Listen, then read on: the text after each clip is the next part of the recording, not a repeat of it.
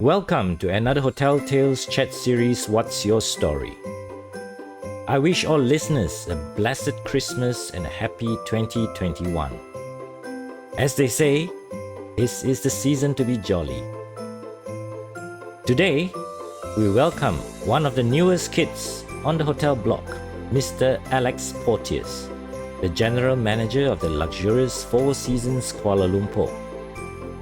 Alex is a seasoned hotelier with 34 years of experience and has been with the Four Seasons for 27 years and have served in the UK, Canada, Singapore, Thailand, Seychelles, Japan, and now in Malaysia. He assumes this new role with renewed focus on health and safety for his guests and employees. Everyone, without an exception, is concerned about COVID-19. Alex and his team are always ready and assure their guests at Four Seasons KL that they will go over and beyond their standard hygiene and safety protocols, setting them to levels of new high. Alex believes in cultivating loyalty amongst his guests. His authentic, no-nonsense approach at looking after people is his number one priority. He has a strong passion for street photography and loves shooting in monochrome. Check out his Facebook and be mesmerized by his photo shooting skills. Married to Satoko, they have 3 beautiful daughters, a set of 16-year-old twins and another 11-year-old daughter. Let's chat with Alex and learn how he intends to captain his luxury hotel in this era of COVID-19. Stay tuned.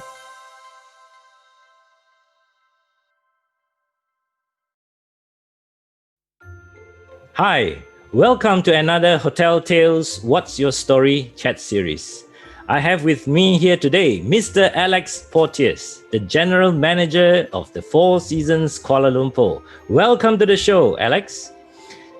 You have been with the Four Seasons, Alex, I hear, for 27 years and have just set foot in Malaysia like 8 weeks ago, having been quarantined for 2 weeks, I heard, right?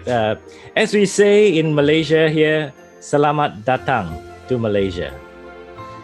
Alex, you have stepped into this role probably at the most challenging time in the history of Malaysian hospitality industry in light of the recent global events. Managing a luxury hotel in the COVID era will undoubtedly be different from the pre-COVID days. I have worked with you, Alex, in my previous capacity, and I know what you can bring to the luxury segment of the hotel industry here in Malaysia. I am actually very thrilled that you are now in Malaysia, and I'm sure with you steering the Four Seasons ship in Kuala Lumpur, the industry can expect a heightened level of standards and professionalism. Now, Alex, let me jump straight to my question for you today. How is operating a luxury hotel different from operating a regular hotel? Well, Hanley, first of all, I really enjoyed when we had the opportunity to work together in Kyoto when I was managing your property when you were working for your previous employer. So it's just incredible to come back. I've seen your hotel or your hotel tales, so I'm delighted to be on it. So thank you so much. So what's the difference between operating a luxury hotel from a regular hotel? In my opinion, it's just that we got to understand that a guest is not merely a transaction. It's as simple as that. We need to understand, and we need to ensure that we understand the purpose of their travel. We got to understand how they feel, their emotions, particularly in this time of COVID-19 and coronavirus. How do they connect with our brand? They want to hear about our stories. They want to hear about the journey of the hotel. So, a luxury hotel like that comes at many different layers. Our guests appreciate recognition. They appreciate personalization. They appreciate anticipation, and they also appreciate, attention to detail. I think that's the major differentiator, in my opinion, in my 36 years in the hospitality business. We got to ensure that our team are of a high caliber, that we recruit, we hire, and more importantly, these days we retain. In our hotel here in Kuala Lumpur, we retained every single one of our employees in this most unimaginable year. Similarly, the same, we did that in Kyoto as well. We want to make sure that our guests are reassured of our services. So we want to make sure that our team are empowered. We want to make sure that they have the character, the connectivity to the guest, and the craftsmanship. And that, in my opinion, is the major differentiator between luxury and standardized hotels. Great. I think, Alex, you really touched that point. It's all about people, all the soft touches of the soft points, not just the hardware, that is important, but it is really the people that really would make the difference. Now, Alex, I'd like to ask you, in our current business environment with this pandemic on, we see lots of discounts and bargains offered by hotels, including luxury hotels. A discount from a luxury hotel is not always an impressive option for high-end clients, as you know. However, discounts can be designed in the form of a package or other strategic engagements without hampering the brand image. I'd like to know, Alex, what is your approach in as far as discounting is concerned? Just going back to the previous question, we have this kind of analogy in Four Seasons. You take care of the people take care of the product takes care of the profit. So if you do it in that line, people, product, and profit, that's important. At the end of the day, it is all about shareholders' return of investment. So in times like this, Four Seasons rarely, if ever, gets into any kind of rate war. That doesn't help the industry. It doesn't help us when we get out of this situation, and we will get out of this situation. We've been in economic downturns before, although this is significantly, in my opinion, something that I've never seen in my lifetime and probably never seen in my parents' lifetime. It is unimaginable.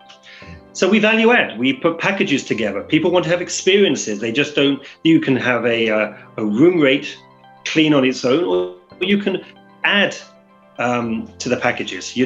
We have today in excess of 1,000 Malaysian ringgit is our average rate, and with our service apartments and our residences, we still know that our guests still want to have value for money, even at that level. So we put together packages. We've just recently, Condé Nast, #1 hotel in Asia Pacific outside of China, Japan, and Singapore. So we invited our guests. We created packages to invite our guests to enjoy our success and come and experience that. You can come to Bar Trigona, now the number 44 bar in the world, in the 50 best bars, the only bar featured in Malaysia. We put together workation packages. Workation, you can actually come and take a room here for 9 hours and work from home. This could be your home. You can have a similar package in the restaurant, where you can work from one of our tables in a designated area in our restaurant. So putting together packages also is innovative and creative, and that's the business we're in. And lucky with Four Seasons, though, we also have something called the lifestyle card. And that's actually been a bit of a savior for us because, you can imagine our guests at the moment are all Malaysian residents. Yes, they could be Malaysian nationals or expats or foreigners that live here. So we actually have a lifestyle card, and it's on many different tiers of layers, and that provides a certain value of discount to that. That's actually for food and beverage, some accommodation, spa, and we have over 1,700 members on that. So that's really been our backstay, but we don't slash prices. We hold true to that, and that allows us to maintain our RGI standing and our average rate standing. Excellent. I mean, listening to you, you really truly represent the Four Seasons spirit, Alex. Well done. Yeah. And an owner's spirit for looking after the average rate. Don't worry. You have to. Yeah, the owner's interest is very important here, definitely. Yeah.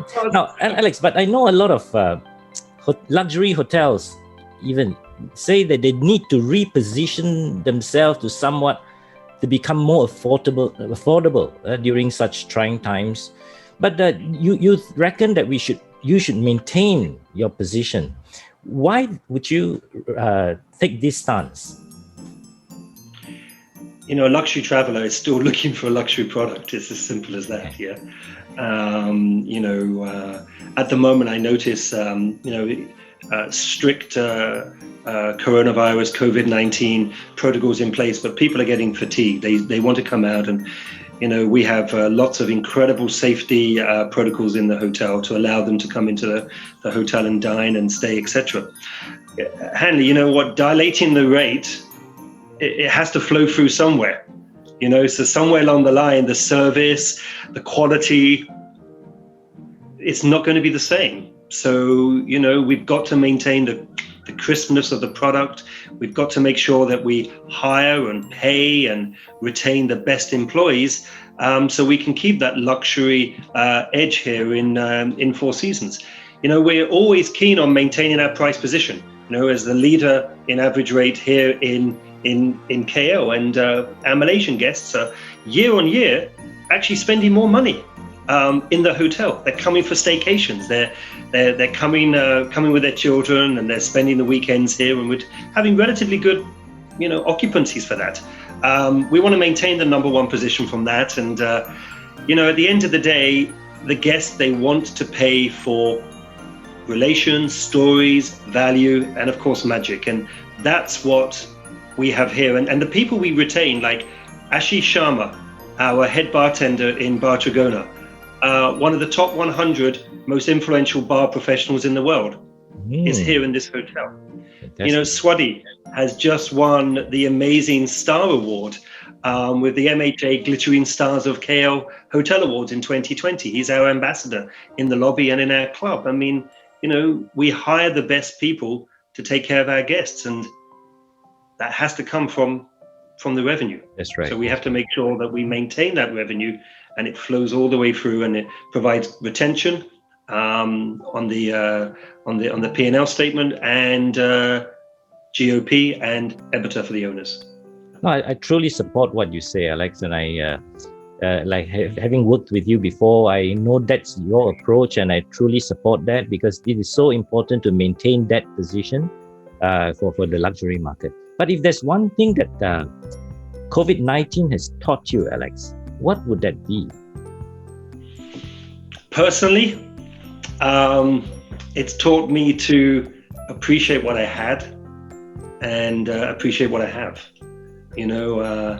I think every time you've had a vacation, we tend to jump on a plane and leave the country and go and explore different territories. If I wasn't to travel again, except back to the UK for my family, or Japan, where my immediate family is currently, I'd love to take the opportunity to travel around Malaysia. So really, every cloud has a bit of a silver lining. And, once the states have opened up, and they have a great opportunity for people to travel around Malaysia and really, really embrace such your beautiful country. So for me, it's creating a safe working environment as well, not just a health and hygiene that is dreadfully important, but also taking time to really be empathetic towards the team that I've been trusted to be part of. And I did that in Kyoto, and I did that. We had to close our hotel in Kyoto for 2 months. We didn't do it here in KL. Understanding a little bit more, just taking a step back is not a sign of weakness. It's take a step back to move forward, to really understand what's going on in the team's lives, be empathetic to them. If I have meaningful conversations with them and understand them as people, not as employees, that just flows and filters all the way down.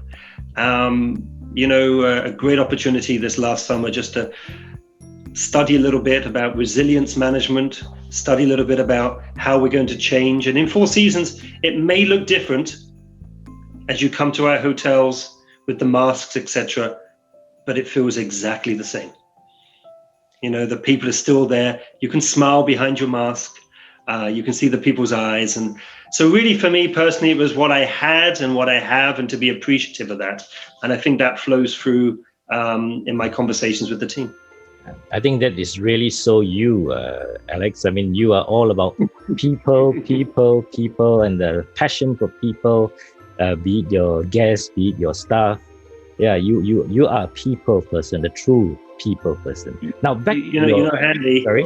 The golden rule is what Four Seasons. We live and die by the sword on this. The golden rule. We treat others as we wish to be treated ourselves. It's as simple as that. We're magnets. Likes attract. If I'm positive and I'm happy and I'm authentic. I have not great days, and I have some challenges, and I think it's important. It's a great trait of leadership is to be authentic, and it's also a great trait of leadership to be vulnerable. There's nothing wrong to say I don't know. There's nothing wrong to say I'm not having a great day. But you know what? My glass isn't half full or half empty. That's a cliche. My glass is like brimming with opportunities, and we take care of people the way I want to be taken care of, and that's how I expect my bosses to do that. And it flows all the way down to the team. It makes them feel great. Absolutely. No, let's go back one more question on the luxury that I wanted to ask you. We understand that the standard of luxury services are often experienced in the smallest details at all guest touch points.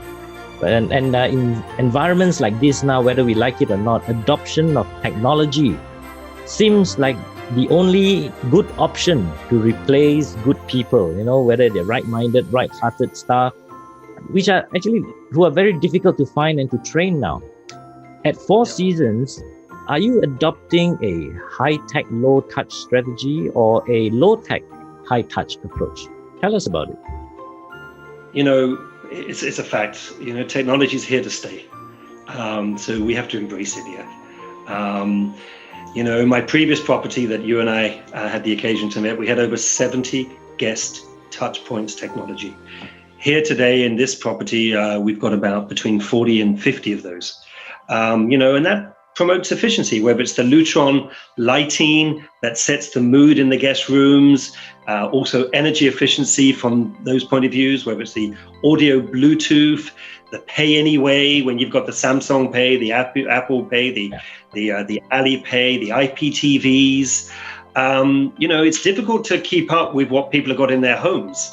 People used to come to hotels to experience things that they didn't have at home. But they've got all this at home. But it's like water, they expect it. Internet, they expect it. Now technology, they actually expect it. So Four Seasons is, we're not unfortunately cutting edge when it comes to that. I believe we're cutting edge when it comes to front of house service, expecting, taking care of guest needs and personalization. But we're getting there and we're embracing that. We understand that we're going to be piloting mobile key applications on your telephones. These are new things that we pilot these amongst 6 to 8 hotels around our 118 hotels in the company. We look at that. We don't just jump straight in. We see, what are the small hiccups? What do we need to do, etc. I believe that working from anywhere, leveraging the cloud, is something that's here to stay. Mm-hmm. And we're going to be looking at the new workspaces going forward. Does the sales manager have to be at the hotel? And we obviously spent a lot of time this year evaluating that, and we don't want them to be in harm's way on the public transportation, and they can work from home. I can't work from home as the general manager. You want to see me, you can't just point to my FaceTime. I think 5G is certainly going to drive a connected experience for sure. The area of augmented quality is here to stay. And then I was thinking about it, and I was like, this is all the fun stuff at the front. What about the back stuff? What about making sure that your data is safe? Securing our hotels from phishing and cyber attacks. So I see technology helping us on that as well. And so we often see the apps and the tablets and ordering room service from your iPads, etc. Having smart telephones, etc. But really the back end, the infrastructure is equally, if not more important, to make sure that our data, our security, that people can't hack into it. I think that's where we're also going to spend a lot of time on technology. Great. So given such adoption of new technology, do you think there are any areas in particular that you will see it being redundant, any positions in the future? Telephone line doesn't exist in hotels anymore. Telephone revenue doesn't exist anymore. Sometimes people pick up the phone, but yes. maybe TV channels, maybe sports channels. People bring their own Apple TV. People have their own streaming systems.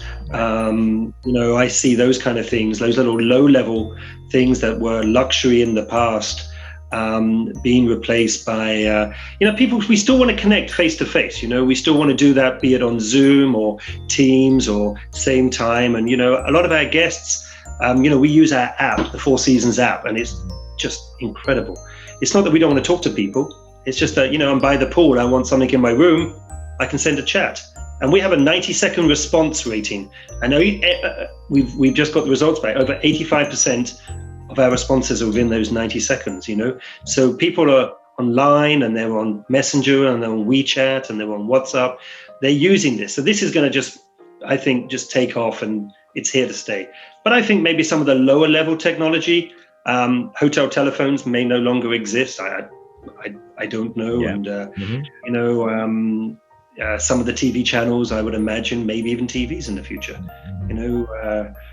Why do you need a TV in the bathroom? I don't know. I mean, you have your phone. I sit in the bathtub watching YouTube. It's Yeah. So I think I don't know if that answered your question. I don't. Do you have any thoughts on that? Do you have anything? I think that's so true. I think there will be obviously some areas that will be redundant, but I think it's technology is definitely here to stay. With regards to your television in the bathroom, I would think that it's more like a decoration piece rather than a television set itself sometimes. Yeah, I think you're so. Give me the mirror that doesn't steam up anytime. That's what I want to have, Yeah.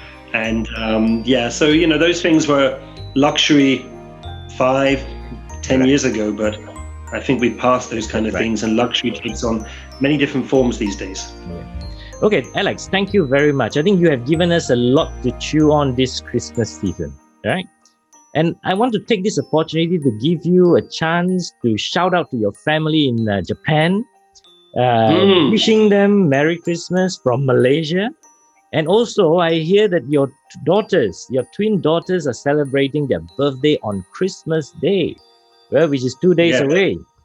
Now, very, very lucky. Yes, shout out to them, Alex from Malaysia.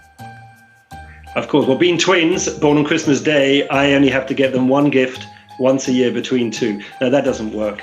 So you know what? I knew it was Christmas, so I thought I would bring my little Christmas hat here. Not too sure if it sticks up too much. So to Selina and Lemony, Salamat Hari Jadi to you. That's happy birthday. Otanjobi omedetou gozaimasu. Happy birthday to you on Christmas Day. Love to my wife Satako and our youngest daughter Milan, who's 15, and my parents in the UK, my friends in Japan, and more importantly, in many ways, my new friends and my new family members here in KL and Malaysia. And it's lovely to see you again, Hanley, and I'm sure we're going to be toasting each other in person sometime over the festive season. That's really sweet, and I thought I might as well just join. I put mine back on. We might as well put it back on. Okay. Thank you, Alex, again. I don't know what these are. I'm not sure what these are, but yeah. Thank you again for spending time with us. I wish you and your team, your family, back in Kyoto in UK, and also your family in the Four Seasons in Kuala Lumpur, a Merry Christmas and a very Happy New Year. Thank you very much. We have been talking to Alex Porteous, the General Manager of Four Seasons Kuala Lumpur. Thank you, Alex. Thanks, Hanley. It's a pleasure.